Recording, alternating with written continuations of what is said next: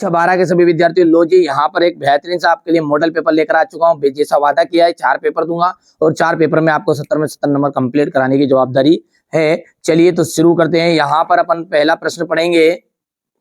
परम शून्य ताप पर जर्मेनियम का टुकड़ा व्यवहार करेगा विद्युत रोधी की तरह। ओमी प्रतिरोध जाएगा तांबे का तार।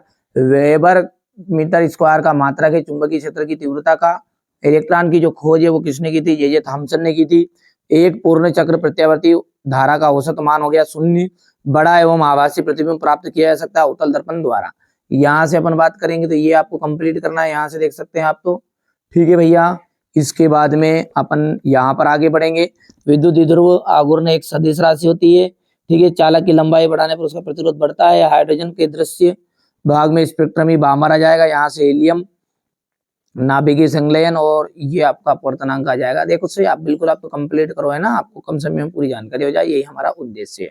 दो बिंदु आवेशों के मध्य लगने वाला जो बल है, दो बिंदु आवेशों के मध्य जो लगने वाला बल है वो होगा 1/4πε0 Q1 और Q2 R²। ये आपका पहला हो गया। गोली चालक की धारिता, गोली चालक की धारिता होती है 4πε0 और R।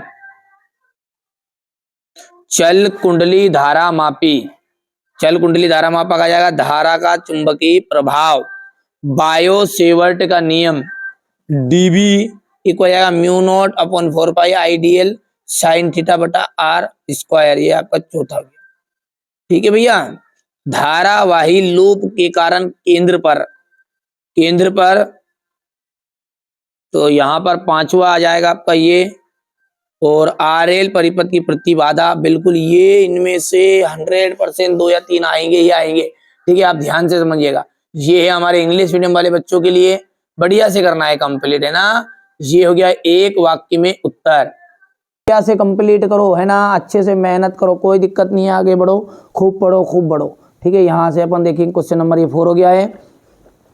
यहाँ पर क्वेश्चन नंबर 5 को ध्यान से देखो। सत्य की बात करें तो पहला गलत है, दूसरा गलत, तीसरा गलत, चौथा गलत, पांचवा गलत है। पढ़ना है ध्यान से ना। चलिए आगे बढ़ते हैं। हो गया इतना। स्थिर विद्युत में घास की प्रमेय को लिखिए। विद्युत विभाव किसे कहते हैं? क्योंकि फटाफट स्क्रीनशॉट ले आ रहे हैं ना भैया, हमारे बच्चों को मैं नहीं चाह रहा कम समय ज़्यादा समय तक टिका के रखूँ यहाँ पर, क्योंकि पढ़ोगे कब। ठीक है, यहाँ से आप देख सकते हैं क्वेश्चन नंबर ये 7 हो गया है। चुंबकीय क्षेत्र रेखाएं क्या है, इनके गुण लिखिए। संट क्या है, इसका सिद्धांत देना है, लेंस का नियम समझाना है। ठीक है भैया। प्रतिवर्ती परिपथ में वाटहीन धारा कैसे प्राप्त कर सकते हैं? किसी माध्यम में अपवर्तनांक किन किन कारकों पर निर्भर करता है? प्रकाश की उत्क्रमणिका का सिद्धांत बताना है। निरोधी विभव बताइए। और देहली आवृत्ति, यदि परमाणु इलेक्ट्रॉन स्थिर हो तो क्या होगा? बोर की कक्षा में स्थायी कक्ष क्यों कहते हैं? ये देख सकते हैं आप। क्वेश्चन नंबर ये 13 हो गया है आपका।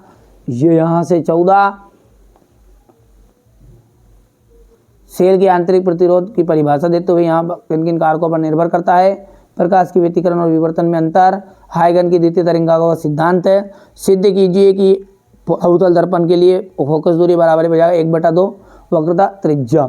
ये हो गया क्वेश्चन नंबर आपका 16। ठीक है, इसके बाद में यहाँ पर क्वेश्चन नंबर ये हो गया आपका, ये आपका क्वेश्चन नंबर 17 है। ठीक है भैया। ये क्वेश्चन नंबर आपका 18। ये यहाँ से अपन बात करेंगे, इतना हो गया है।